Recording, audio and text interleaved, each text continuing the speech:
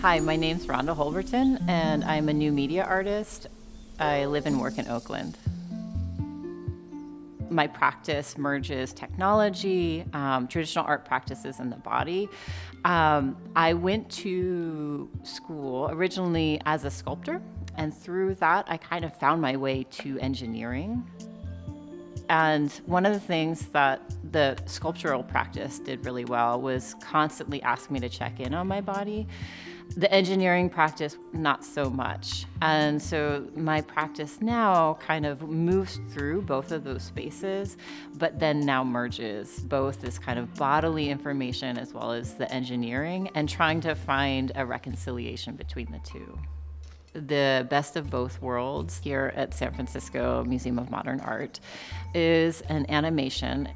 The piece was originally constructed using a 3D scan of my body, using a Kinect sensor and this kind of janky SDK. And then I hand animated a vinyasa yoga sequence. So keyframing, kind of like a puppet. I was playing around with 3D scanning technology and started, scanning things in my home, and then inevitably starting scanning my own body. But I couldn't, because of the cable or the architecture in the room, kind of complete the scan. I was also using 3D scanning in the early days, so the algorithms weren't that great. So everything would kind of come out broken or misaligned. And then all of a sudden, after I brought the scan in and kind of had this aha moment with the broken body, I just saw it trying to repair itself. At the time, I was starting to go through a diagnosis of an autoimmune disorder. And through that process, it was the first time I really started thinking about, or feeling that I was broken.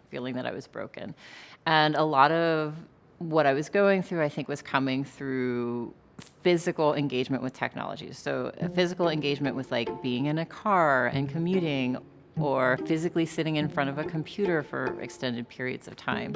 The stress that comes with, work and being a human in the 21st century. When I was making it, I think, especially in the West, in California, there is the idea of like yoga as a culture, but also yoga as kind of like a competitive yoga that's about, hitting the pose rather than being kind of present in the body. I have lots of mixed feelings about presenting the yoga practice in that way. But as like a female living in California, those are very low-hanging fruits. And thinking about wellness and kind of self-care is, in the face of this kind of like capitalist extraction of labor and like constantly, hitting the pose, that, stopping and resting and kind of caring for oneself was also a radical act.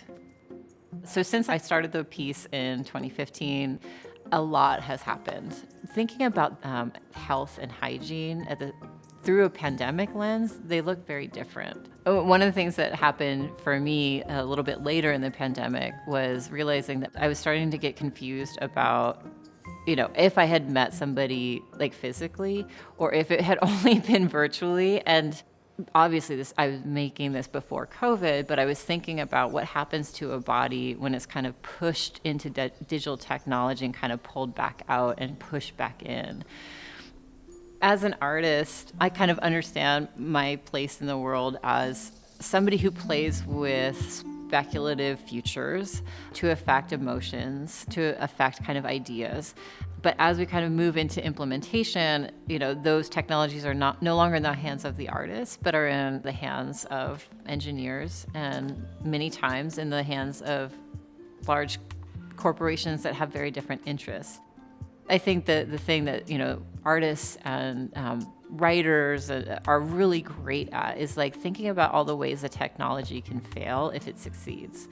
And it makes a lot of sense to me for folks who are thinking more speculatively about technology to be embedded in the production pipeline, not just as an afterthought, as like an ethics board that doesn't have teeth, after the fact, but truly, how do we write better rules that take care of more people in the world?